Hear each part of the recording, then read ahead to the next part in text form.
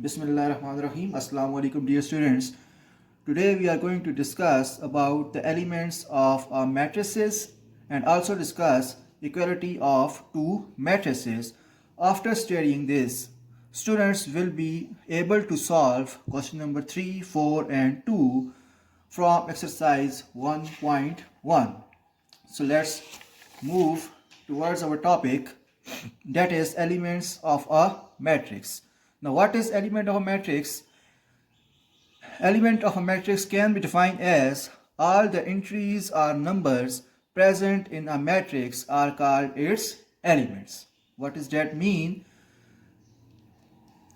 कि जितने भी एलिमेंट्स हैं किसी भी मैट्रिक्स के अंदर, जो नंबर्स पाए जाते हैं उनको हम उनके एलिमेंट्स बोलते हैं. ठीक है, जितनी भी एंट्रीज एक मैट्रिक्स के अंदर पाई जाती हैं उनको हम उस मैट्रिक्स के एलिमेंट्स कहते हैं. जैसे कि एग्जांपल में आपको एक मैट्रिक्स गिवन है, मैट्रिक्स ए दी गई है जिसके एलिमेंट्स 1 2 3 4 है. ठीक है, इसमें जो नंबर्स हैं वो क्या हैं, 1 2 3 4, और जो 1 2 3 4 हैं are the elements of matrix A. इनको हम क्या बोलते हैं कि ये इस मैट्रिक्स ए के एलिमेंट्स हैं.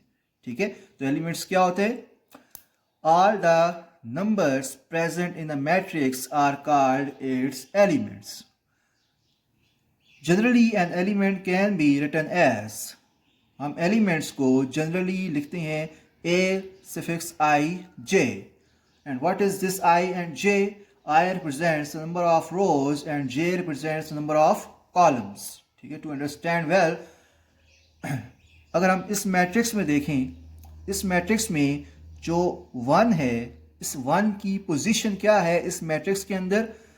जो 1 है ये इस मैट्रिक्स के first row and first column के अंदर लाई कर रहा है. तो इसकी जो पोजीशन होगी इस मैट्रिक्स के अंदर, इसको हम लिखेंगे कैसे? A1 1. इट्स मीन कि जो एलिमेंट 1 है ये इस मैट्रिक्स के first row and first column में लाई कर रहा है. इसमें जो 1 और 1 है, ये जो 1 है रिप्रेजेंट करता है रो को, और जो सेकंड 1 है ये रिप्रेजेंट कर रहा है कॉलम को. इस तरह से अगर हम इस 2 की पोजीशन देखना चाहें इस मैट्रिक्स के अंदर, तो 2 की पोजीशन क्या है? ये जो 2 है ये इस मैट्रिक्स की first row and second column में लाई कर रहा है, इंटरसेक्शन पॉइंट पे लाई कर रहा है. तो इसकी जो पोजीशन है इसको हम कैसे लिख सकते हैं? A1 2. इट्स मीन कि ये मैट्रिक्स जो एलिमेंट A2 है ये इस मैट्रिक्स में first row and second column में लाई कर रहा है. इस तरह से अगर हम इस मैट्रिक्स जो एलिमेंट 3 है इसकी पोजीशन देखना चाहें तो इसकी पोजीशन क्या होगी? A2 1. ठीक है, इट्स मीन कि जो एलिमेंट 3 है ये इस मैट्रिक्स में second row and first column में लाई कर रहा है. इस तरह से अगर हम 4 की पोजीशन देखना चाहें तो जो एलिमेंट 4 है ये इस मैट्रिक्स में second row and second column में लाई कर रहा है. तो इसकी पोजीशन क्या है? A2 2. तो इस तरह से हम एक एलिमेंट की पोजीशन बता सकते हैं किसी भी मैट्रिक्स के अंदर. ठीक है, तो उसके लिए जो जनरल फॉर्म है वो हमारे पास क्या होती है? AIJ. इसको अच्छी तरह से अंडरस्टैंड करने के लिए हम एक एग्जांपल ले लेते हैं. जैसे कि आपके सामने एग्जांपल लिखी गई है, इसमें जो एलिमेंट्स हैं वो 3 6 3 9 10 एंड 2, ये इसके क्या हैं? मैट्रिक्स ए के एलिमेंट्स हैं. आपने इनकी पोजीशंस बतानी है कि इसकी पोजीशन इन मैट्रिक्स के अंदर कहाँ पे लाई कर रही है. ठीक है, अब जो सबसे पहले जो आपको मैंने क्वेश्चन दिया है वो क्या है कि आपने A1 2 की पोजीशन बतानी है कि A1 2 में इस मैट्रिक्स के अंदर कौन सा एलिमेंट लाई कर रहा है. तो सिंपल आपने क्या देखना है? 1 रिप्रेजेंट कर रहा है रो को, मतलब I है, एंड 2 रिप्रेजेंट कर रहा है कॉलम्स को, मतलब कि J है. तो अब आपने A1 2 की पोजीशन बतानी है इस मैट्रिक्स के अंदर. तो A1 2 कहाँ पे लाई करेगा? आपने first row and second column में देखना है. First row and second column. तो first row and second column में जो एलिमेंट लाई कर रहा है वो कौन सा है? 6 है. ठीक है, तो A1 2 first row and second column. तो first row and second column में जो एलिमेंट लाई कर रहा है वो क्या है? 6 है. इसका मतलब है पोजीशन ऑफ A1 2 क्या है? 6 है. ठीक है। इसी तरह से जो सेकंड पार्ट है वो क्या है, A22। आपने इसकी पोजीशन बतानी है कि A22 इस मैट्रिक्स में कहाँ पे लाई कर रहा है। तो A22 means second row second column, second row second column, और second row and second column का जो इंटरसेक्शन पॉइंट है वो क्या है, 10 है। इट्स मीन कि A22 का जो एलिमेंट है वो क्या है, 10 है। ठीक है। इस तरह से A21 मींस आपने second row and first column को चेक करना है।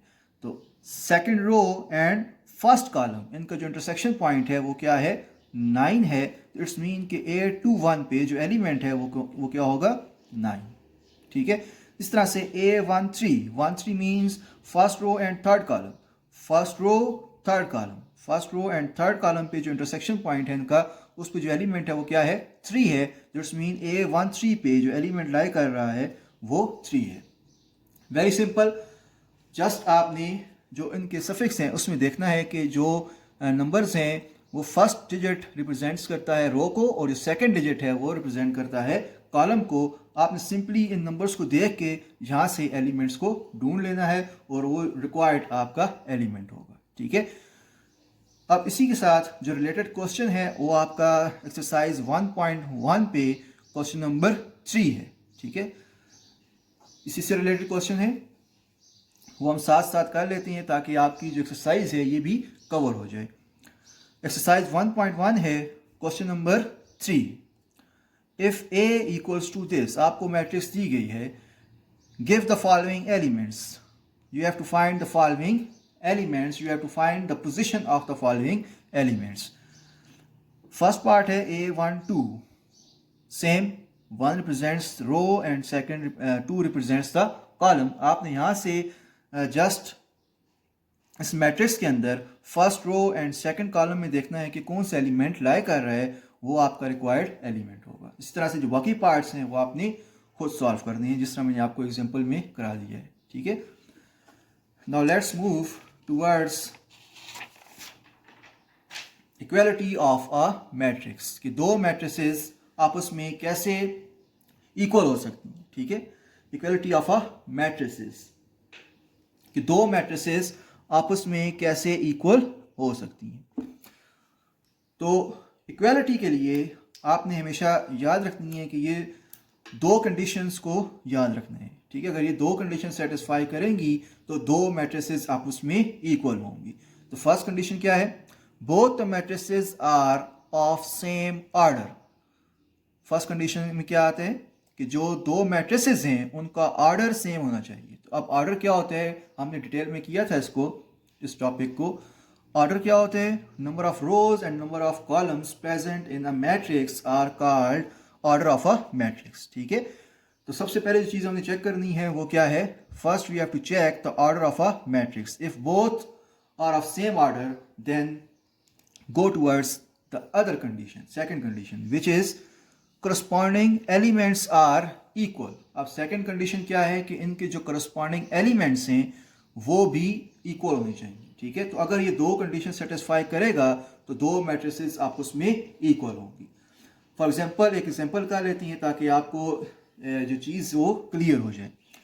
आपके सामने 4 मैट्रिसेस गिवन हैं। ठीक है।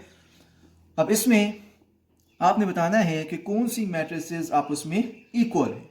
तो इक्वालिटी के लिए आप इन दो कंडीशंस को चेक करोगे। अगर इनमें से कोई भी मैट्रिक्स दो कंडीशन को सेटिस्फाई करती है तो वो आपस में इक्वल होंगी। ठीक है।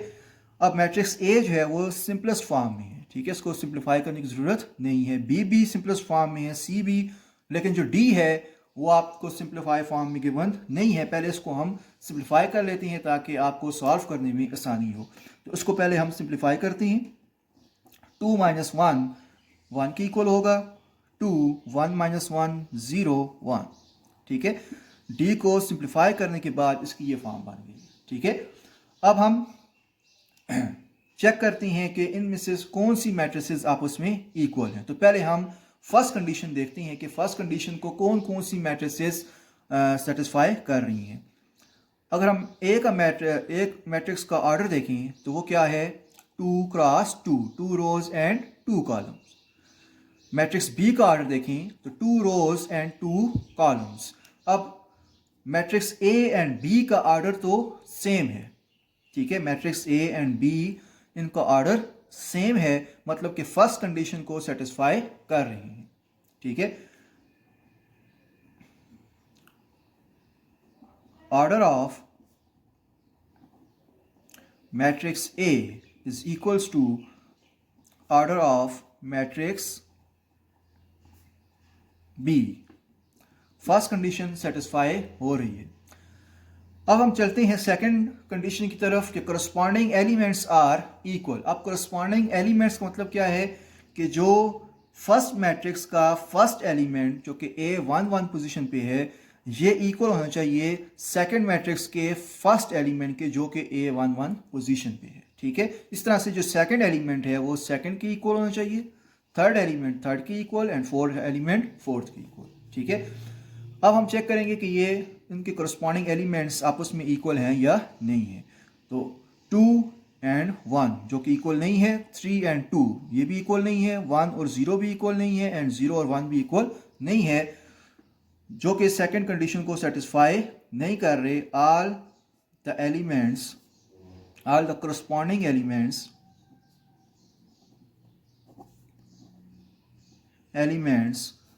of A and B are not equal, so A is not equals to B.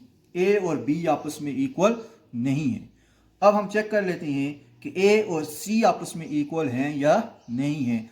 तो उसी तरह से मैट्रिक्स A का ऑर्डर चेक करेंगे, 2 रोज 2 कॉलम्स, इसका ऑर्डर चेक करेंगे मैट्रिक्स C का तो 3 रोज एंड 2 कॉलम्स, ऑर्डर आपस में इक्वल नहीं है, तो मैट्रिक्स ए और सी भी आपस में इक्वल नहीं है, ठीक है। इस तरह से हम ए को चेक कर लेते हैं मैट्रिक्स डी के साथ। तो order of matrix A is 2/2 and order of matrix D is 2/2, same है।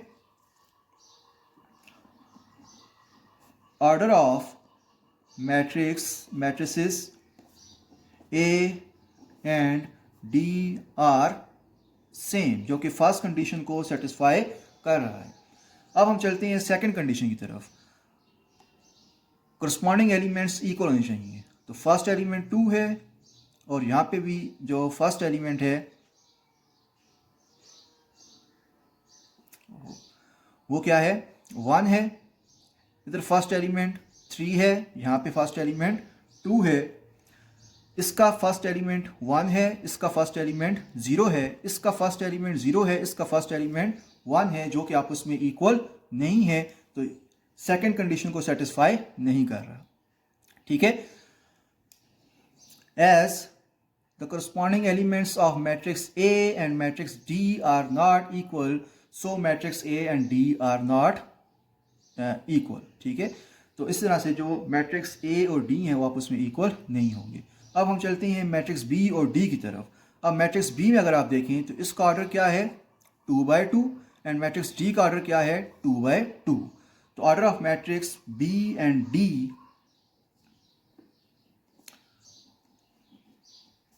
ऑर्डर ऑफ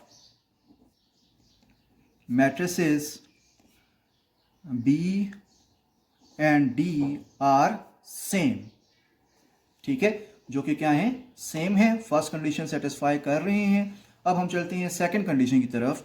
अगर इनके एलिमेंट्स को हम देखें तो फर्स्ट एलिमेंट फर्स्ट के इक्वल है, सेकंड एलिमेंट सेकंड के इक्वल है, थर्ड एलिमेंट थर्ड के equal and fourth element fourth के इक्वल है। तो आप यहाँ पे लिख लेंगे कि as corresponding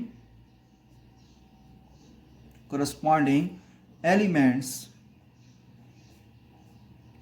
are equal, corresponding elements क्या हैं, इक्वल हैं, so matrix B is equals to matrix D, matrix B और D आपस में इक्वल है। तो इक्वालिटी के लिए लाजमी है कि दो कंडीशंस को सेटिस्फाई करना चाहिए। अगर दो कंडीशन सेटिस्फाई नहीं कर रहा तो मैट्रिक्स आपस में इक्वल नहीं होंगी, अगर वो कंडीशन सेटिस्फाई कर रही हैं तो मैट्रिक्स आपस में इक्वल होंगी। एक्सरसाइज 1.1 क्वेश्चन नंबर 4 इससे रिलेटेड है, जो कि आपने खुद करना है। एक्सरसाइज 1.1 है, क्वेश्चन नंबर 4 है, which of the following matrices are equal. इसमें से आपने बताना है कि कौन सी मैट्रिसेस आपस में इक्वल हैं। जिस तरह मैंने आपको एग्जांपल में करा दिया है, बिल्कुल इसी तरह से आपने क्वेश्चन नंबर 4 को अटेम्प्ट करना है।